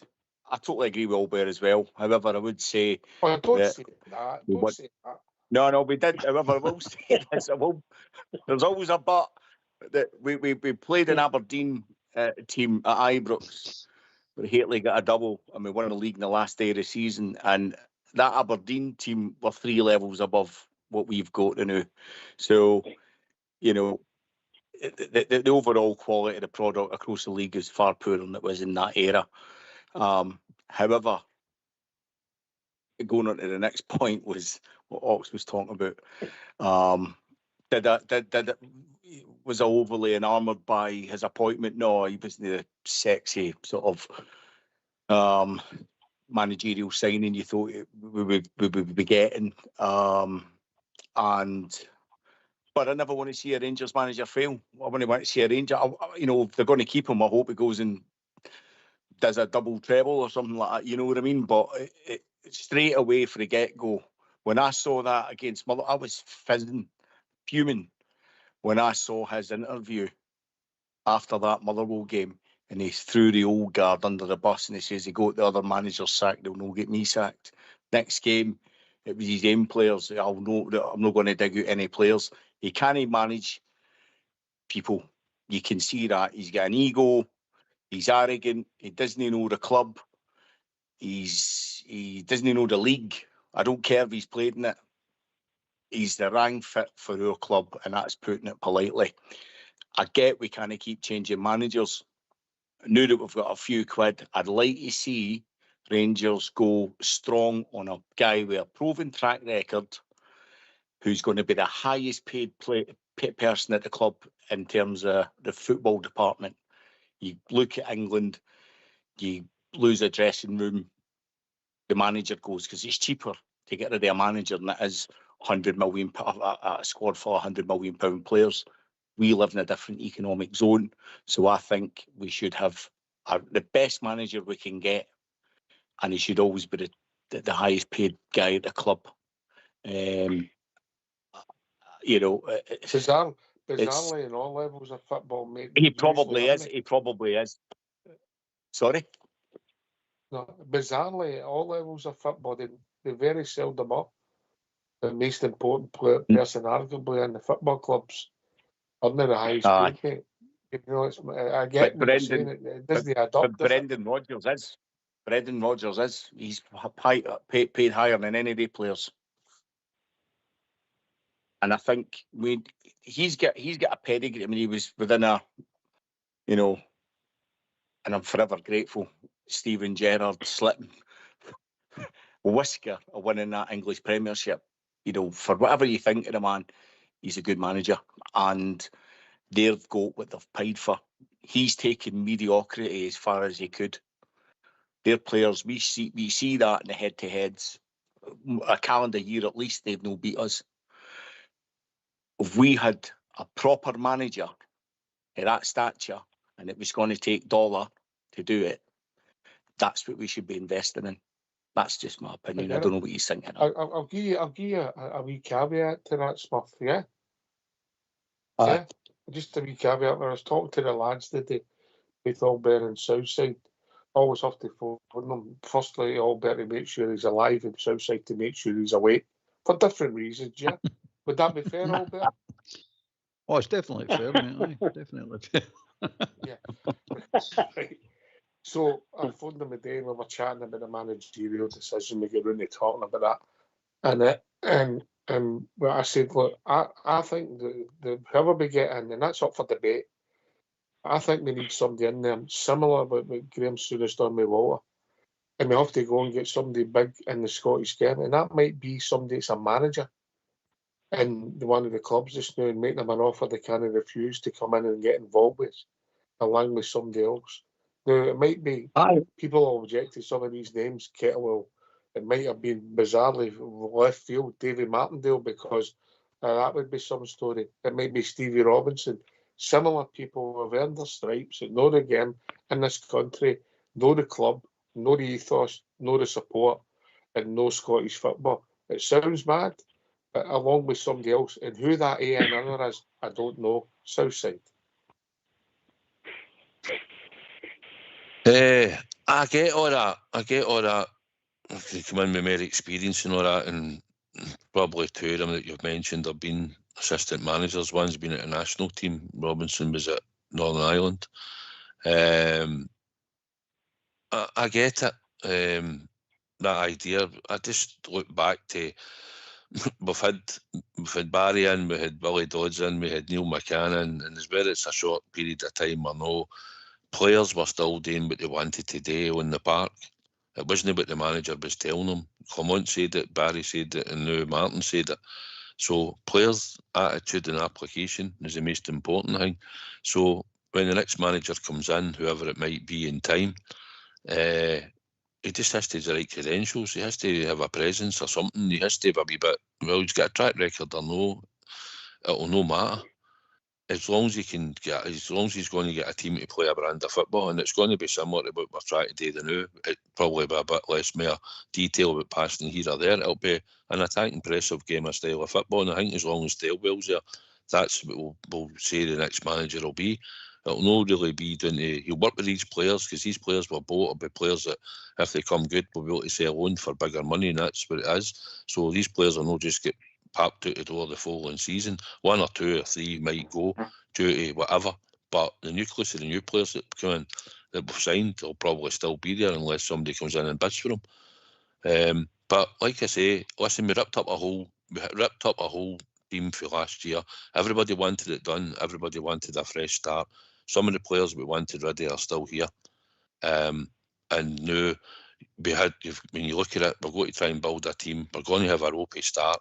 You can't go plain sailing, but in saying that, you had to get the results, because otherwise it's gone the way it's gone now, and players lose confidence, and we're not creating end knocks, and that's the biggest thing. We're not creating chances. No. Did that sound completely mad to you, Matt, about what I'm saying about going and getting?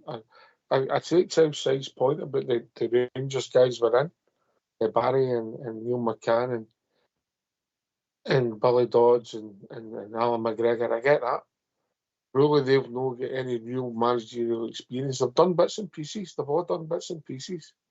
Yeah, between them. But the other guys have been out their own, and just for freshness, go and get somebody. Who the appointment is and who they're going to be and who that new team is, I don't know. But that's just something I come up with. I personally think good run. Right, I agree. If manager, I think you're breaking up in this matter. We'll come back to you. We'll try and get it sorted, mate. Josh, in you come, mate. I agree with everything that mostly Smurf and Southside said, but I said on here last night that I would put his hat. He put his name in the hat, because he's took St Mirren to top 6 in numerous occasions. He knows how to play us. He knows how to play that mob across the water, the other side of the city. He's good with the young players. Stephen Robinson, I would bring him in with him, and I don't think. I think he would. He's the kind of manager that would get something out of the players that we've got there now. I think he's a very, very, very underrated manager in our league. very, very underrated. But what he does Results still, you're up, is, mate. Results still, but you're up what with the he budget does he's got. is fantastic with the budget he's got. You need to understand that the Auldbear. budget that he's got is far less than Rangers and Celtic in that, especially us in we're there. I think we've also been joined by James from Tennessee. Evening, James.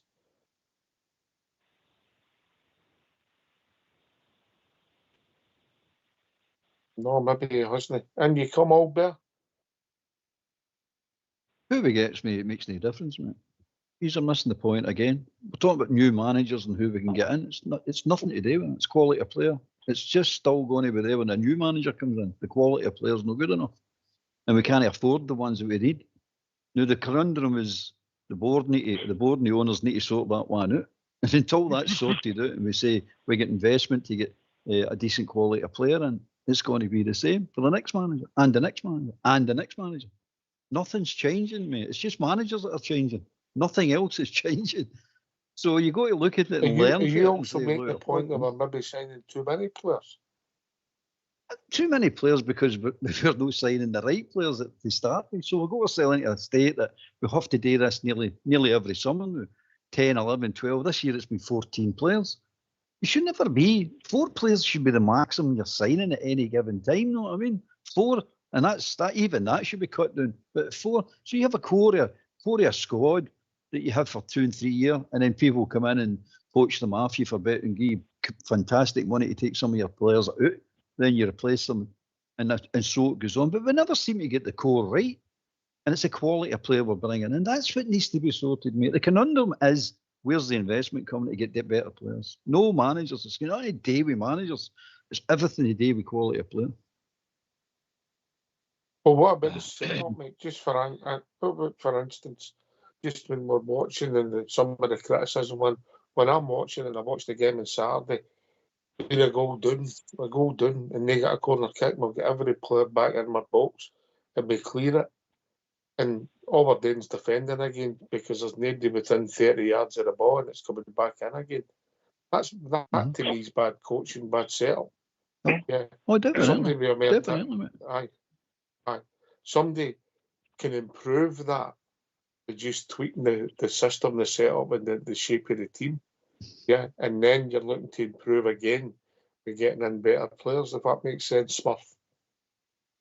Aye, well, just picking up what Southside said there. I mean, you're saying about the flipping players. I mean, half the players he's brought in are on loan. So, and make up, the core of the defence. So they're all leaving at the end of the season anyway. The wee boy come in for Spurs. Should never have been at our club. 17-year-old Wayne, no chance.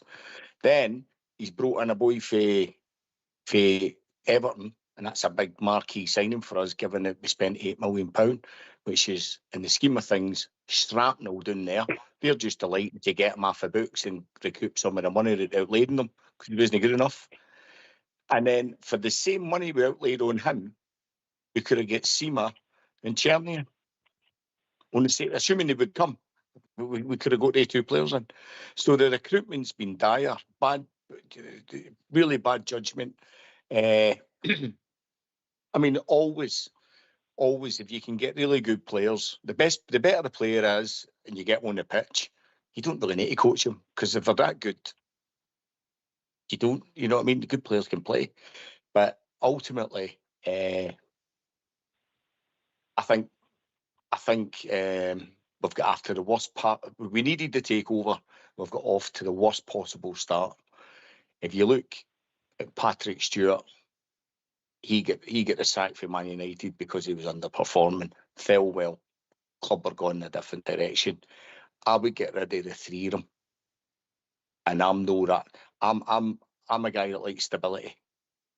I like stability. And I agree with the sentiment, Auldbear, where you're bringing in 2s and 3s. The core of your club, our squad, say you've got 2 players in every position.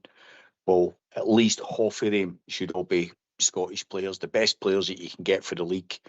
Bringing a boy like Robinson in for St Mirren, aye, great idea, but as a number 2, he's never managed pressure at St Mirren. So everything's getting a scalp's always he's going to have his tail up, but he's not. He's no good. He says different pressure altogether. So he'd need to come in as a number 2, and we should be getting proper players in, no on loan, and building things up. And no every player that you sign is going to be a project that you can flip. If you were bringing Robinson, I'd be bringing that. Who's that big lump that plays it? I can't mind his name. Gogic. Centre half. Gogic. I'd be bringing Gogic with him. I'd be bringing him with him. So there's players there that you could bolster your squad with, and then you're sort of fine tuning it with a bit of quality. And Walter did that, So Maybe we should have signed Gogic about 10 years ago, mate. Well, when he was it was Hamilton Accies he was at. I can't mind if it was that. I think it was. Aye, started at Hamilton. Aye. There's players there, and we've made mistakes. There's been mistakes made. And you've got to put your hands up, and you've did we bring Davy Weir in and he's out of job? Did we replace Thelwell with Davy Weir? No. Davy Weir never done that job, mate. It's different jobs. I don't know. And obviously, was it? I slightly different jobs, mate. As far as I know, mate, when I looked at it, but Davy Weir was doing, Right, I thought it was the same kind of. Anyway, slightly different jobs. We'll see. Intelligent man, Davy Weir, but obviously he was part of the Warburton connection in his ways, and obviously knows the club. He captained this, but look, it's going to be interesting, and it's going to give us a lot to talk about. But I would rather it was quiet and we were winning Southside. Aye. You need to just bring in a proper manager. Do you know what I mean? That's it. A guy that knows what he's doing. It's no hard to get this right. It shouldn't be hard. Well, I'll ask you a question. Would you prefer Clement had been there than out to work with some of these players and got the money? 100%. I read something the other day that. But listen, as much as you had faults in certain things, the players bottled it. You heard Sterling in the dressing room up at Dundee telling you some of the players in this dressing room don't want it enough and all that. And then Clement had to come out and say, he's wrong, he shouldn't have said what he said. No, but he obviously said what he felt and what he was seeing in the dressing room. So, and then he's got a theory on that. Would you believe that, Southside? No, I would. Auldbear's got a theory on that one, isn't he? What one? What are we talking about? Clement's first season when wheels came off. Well, he's told the players, he gets to Christmas, or he gets to the January, February, and he's got to tell the players certain players are not getting an extension of their contracts. And they are down tools. Lundstrom, Jack, all these type players. They all just went, chucked it. Up until that point, we were winning that league, mate. I thought that was near enough for formality to win that league. And then the wheels come off. And the boy up in Ross County's telling you all week, we're going to beat Rangers. Neighbour, we'll beat Rangers. We've got a plan for Rangers. And surely that's what they did. They beat Rangers. We're going, how did he work that one out? And we were on a good roll at that time. Then a debacle at Dundee, the cancelled game at Dundee where the pitch was waterlogged and God knows what. But he had to tell them. He was told to tell them they're cutting the wage bill as well. What Clement had to go through, nobody took into consideration. He just wanted rid of him. And the Queen's Park result. If they won this Queen's Park game, I think he'd still been at Ibrox. The Queen's Park game finished them. The Scottish Cup game finished them at Ibrox. That was it. Game, set and match. Same as your man now.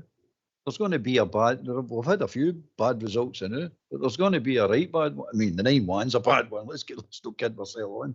But there's going to be a bad one, a humiliating one, and that's going to be the end of him as well.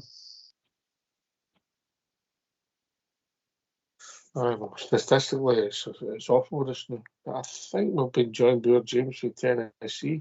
Evening, James. Good evening. I think I'm calling the wrong profile all the time. That's the problem.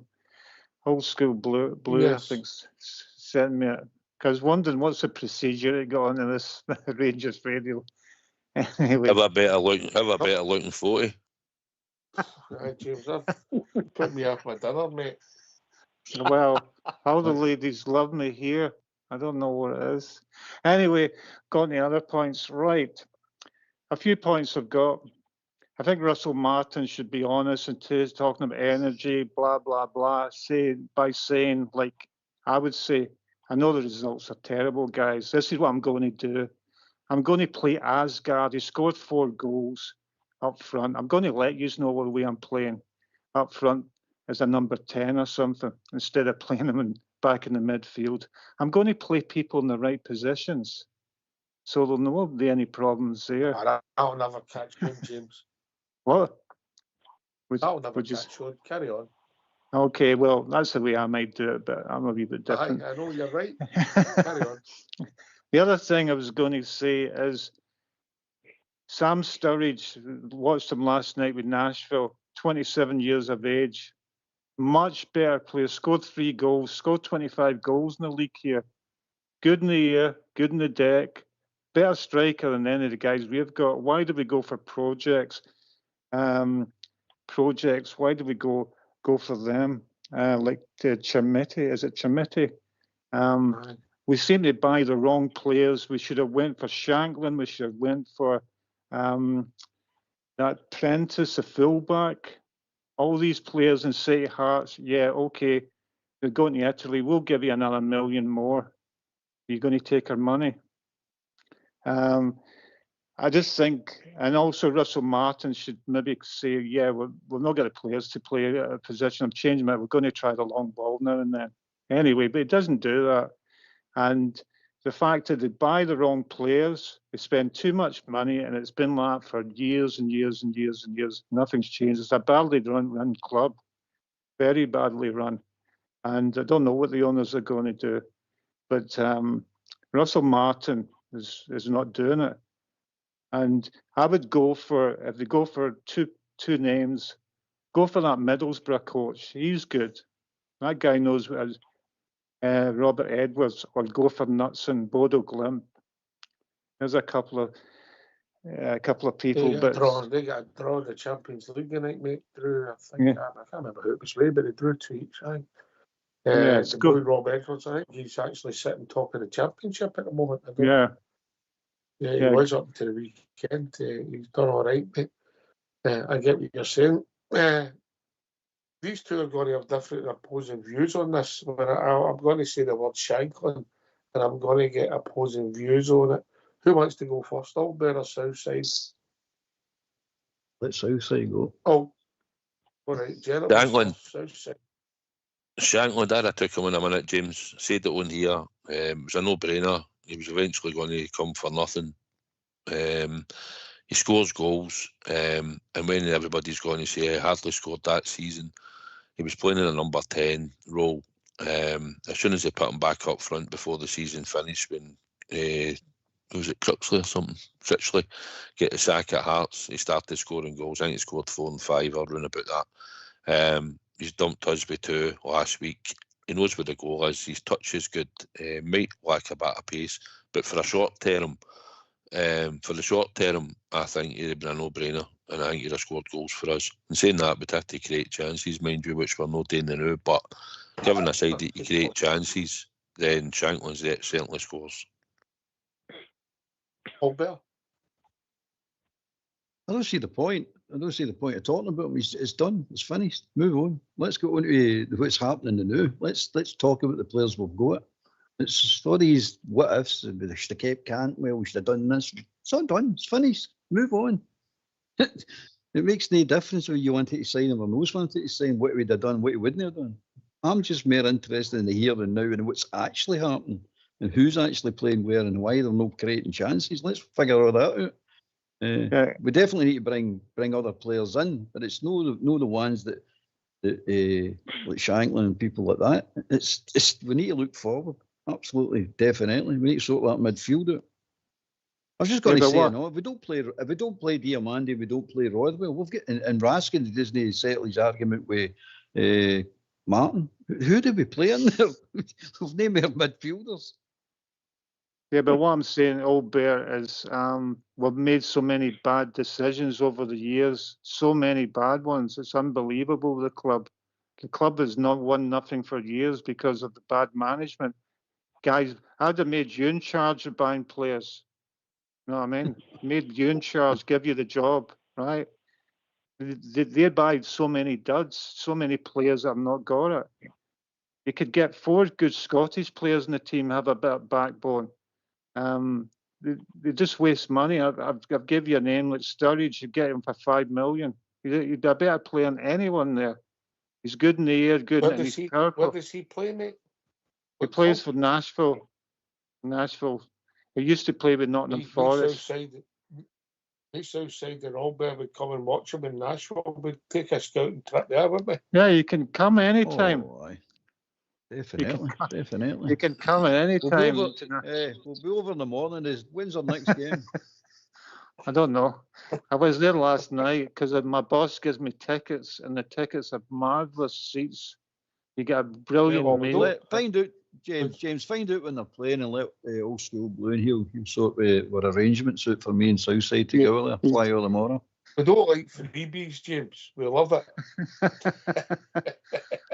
I don't know if I can get you a ticket, but he gave me at the last minute. It's all right, James. We'll get entry. Don't worry about that. It's no problem. Don't worry about that. You're just joking. You're not going to do. But I'm just. What though? These are just talkers. What do we need dough? What do we need dough for? We're going as guests to you. What do we need dough? Well, I have to work hard at that job, Auldbear. I have to work hard. So I'm just saying he's a great player. I could watch somebody working hard all day, man. I could watch it for hours. No bother. Are you going to get a banning order here, James, or something? He's a joking. So good player. It'd be better than that guy. I'll tell you, if Chimene doesn't turn up, that's another 8 million down the drain. You know what I mean? And you buy too many. The American market's good. You've got guys that run for you over here, and they'll fight for you. I know we had one or two, but there's some good players over here, and they would like to come to Scotland, I would think. But I'm just saying we've made too many bad buys over the years. Just talking about the past. I think everybody agrees with that. Josh? Sturridge, Nottingham Forest. Made a lot of bad boys. I think it was a failure at Nottingham Forest, wasn't it, Sturridge? For me, I was a big fan of Cyril Dessers. 114 appearances, 52 or 53 goals, and we shunted him out the door. I would have kept him. Now that we're in this mire with Miovski and this dud £10 million idiot that we got for Everton, that should never have happened. That guy's never scored a goal for Everton, and he was pretty poor in his debut there at the weekend. I would have kept Cyril Dessers. Yes, he misses, but his stats are up there with one of the best. Probably one of the best players in the team, and his passion at Old Trafford. I'll never forget that goal that he scored. He nearly cried in front of the Rangers support on the telly. I watched it. Tears were falling up in his eyes. I'm a big, huge fan of Cyril Dessers, and that's probably one of the worst moves that we could have done as a club, and let that guy go. I think I made perfect business sense with his age and his contract and what we were trying to do. Whether the people we brought in are good enough is up for debate. They're no better than that. Miovski and that guy isn't better than Cyril Dessers. They've done nothing so far. At the moment, they've done nothing. But what I'll say is, listen, I'm going to give somebody might give you an argument on that one. Auldbear. I was never a fan of Dessers, never. By the way, we've had 4 centre forwards this year.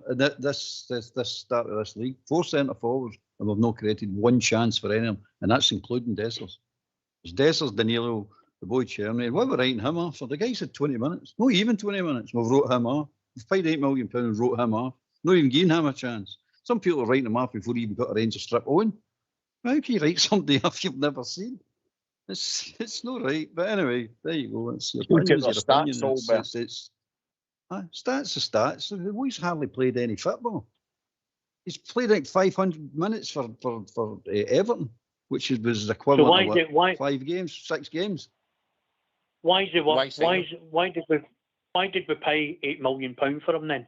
If he's only played so many minutes.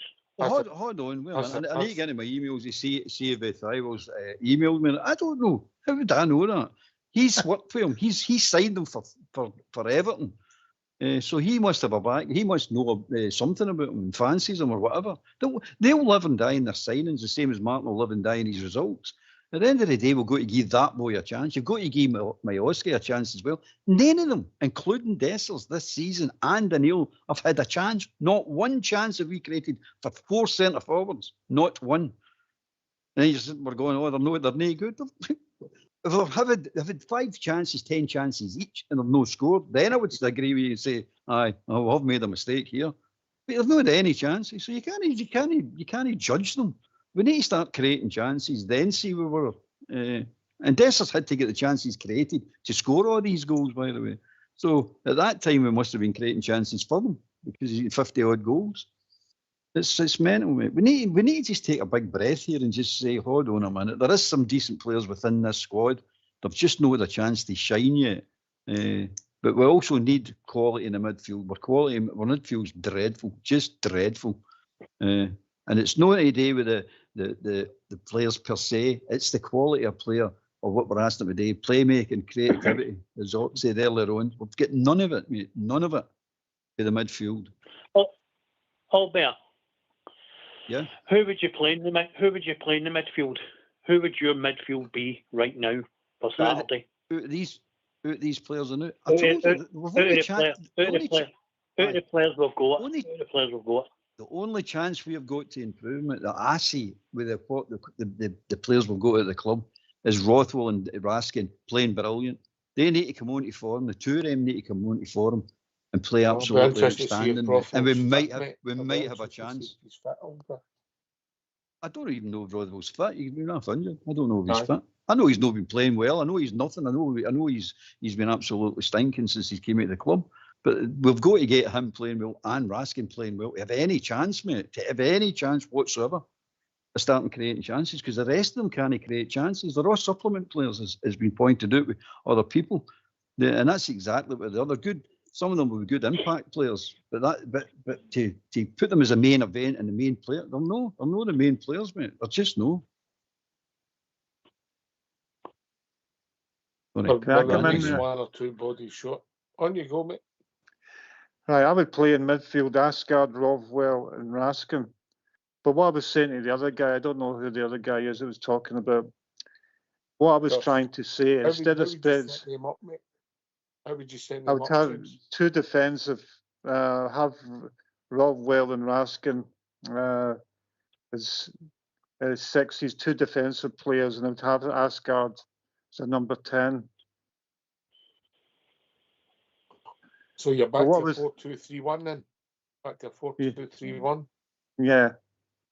And what I was trying to say to the other guy is, instead of buying the guy from Everton, why not buy a proven goal scorer in that guy Surridge? And you were saying he was bad in Nottingham Forest, but there's a lot of bad players become good. Even I still play and I still practice. Do you know what I mean? Just a joke.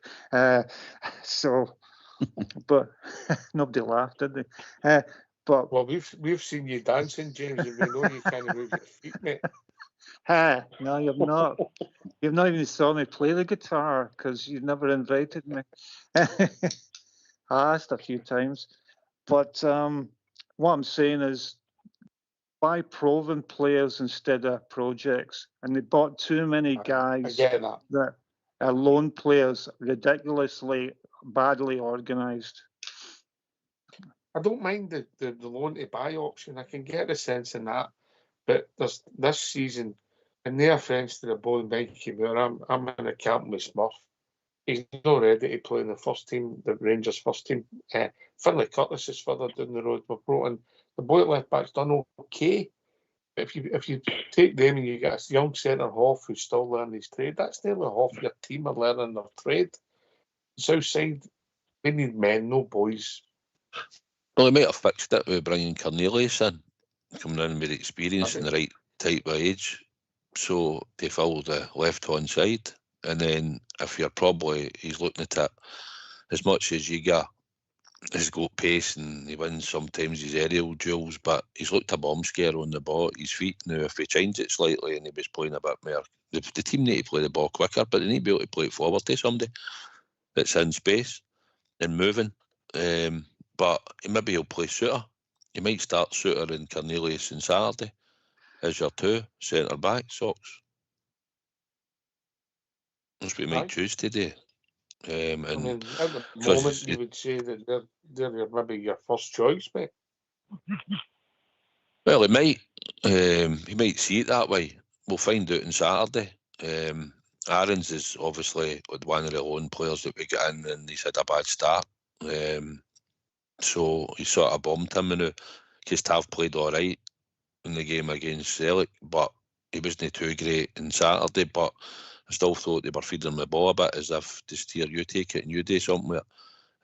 But he didn't have a really good game on Saturday. So, but Aaron's, that'll be wait and see where he brings him back into the team or not any time. But the one saying the left back's been decent, and Big Giga's he's looked a bit uncomfortable since he made that mistake with Butland and all. He's not looked really comfortable on the ball. So I think Suter might get the nod on Saturday on the right hand side of the defence with Cornelius on the left hand side. Aye. And would you play Mikey Moore at outside left again, mate? Just quickly. No, Mikey Moore doesn't. Listen, the boy's got talent. He's 17, right? If you can bring him on, and when the team's functioning and playing well, the boy will shine. He's got talent. He'll go buy players. He's got that in his locker. He done it in the Europa League with Tottenham last year. Where Madison said for 20 minutes we thought we had Neymar out there playing on the left. He absolutely destroyed him. He's beaten 2 and 3 at a time. He's just constantly on the ball. But you bring them in, he's into this environment where the first game to the season in the league and everything else after it, they've been booed on, booed off. So it's not exactly going to help his confidence. He tried to go on the ball against Hearts, but he just ran into trouble. And other players probably weren't moving off the ball from him, maybe player 1-2, because the work rate was down in the team on Saturday through a collective throughout the team. And as you're saying about Chimiti, listen, he's just in the door. He's 6'4". He played pretty well in his Sporting Lisbon. That's why Everton got him. And then he was only 17 or 18, and he's trying to break into the team at Everton. I think probably in time, once we create chances, he'll score goals. But the jury's still always going to boot him. We've paid a lot of money, but they obviously think in time he might even date in the European stage that we'll probably sell him on in the future for more than what we've paid for him, obviously. So that one, they're taking a gamble. So whether it works out or not, that'll be down to Thelwell and Purdy, because they're the two that's probably brought him to the club. And we've shelled that amount of money. Sounds quite a bit, but that's what we've shelled out. I think they paid 15 for him, and we're getting him for 8 with add-ons. Can I come in on that? Ox. On you go, Smurf. Right before we wind up, mate. On you go. So if you look at that, right, his age, let's not get involved in semantics. We sell Patterson to Everton for 12 million plus add-ons up to about 16, I think it was going to be, right? He's a similar age profile. And like that boy, he's hardly kicked a ball for Everton, and he's had his injury troubles, right? Now, he's a player we're familiar with. See if they went out, Thelwell went out to sign Patterson for 8 million. Would you be happy? I don't think Patterson would be an £8 million player, and I don't know. I don't know if we'll have to pay that money for him, because you're still trying to buy potential. Because even though he's a bit younger than Patterson at the moment, but I get it, mate. It's a big gamble. I would have been happy paying. No danger you would pay that money for Patterson, and there's no danger we should have paid that money for that boy either. I get that, mate. It's a big gamble, mate. A big gamble.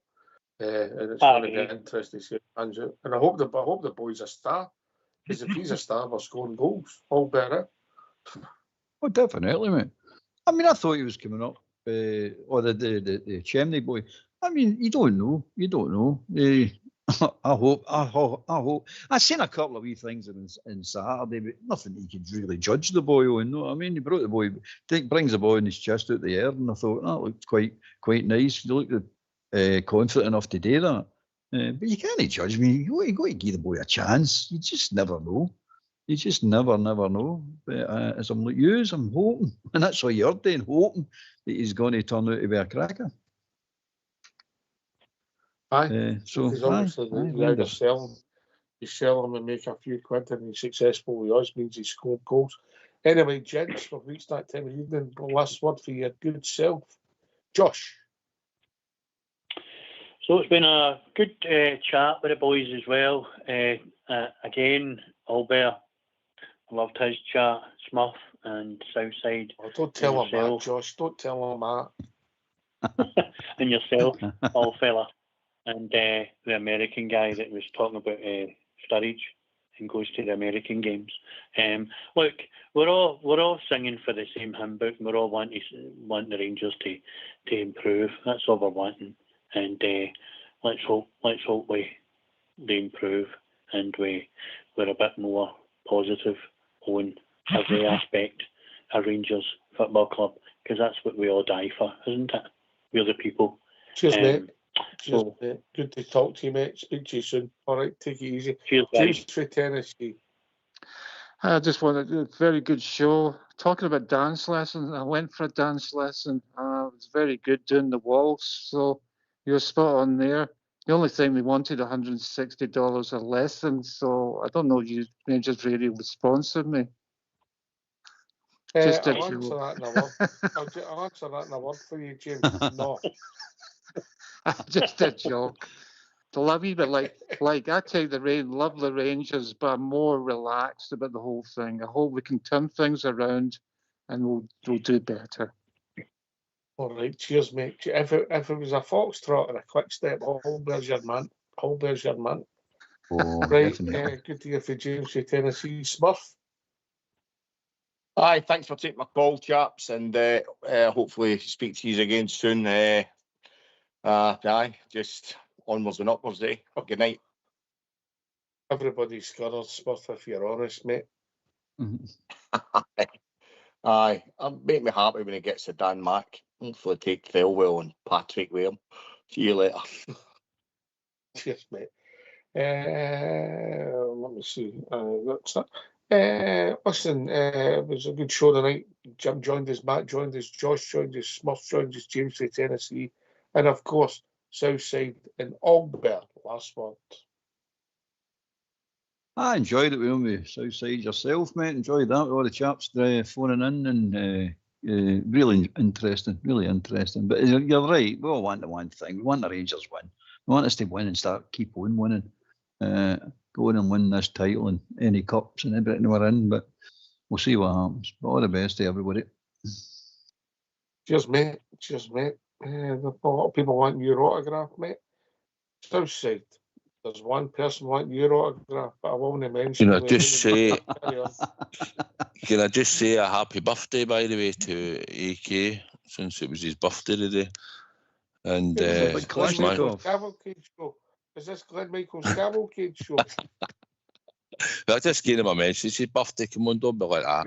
Anyway, it's been a good show. Good to date with Auldbear, and good to get a lot of callers on and coming in and participating in the show.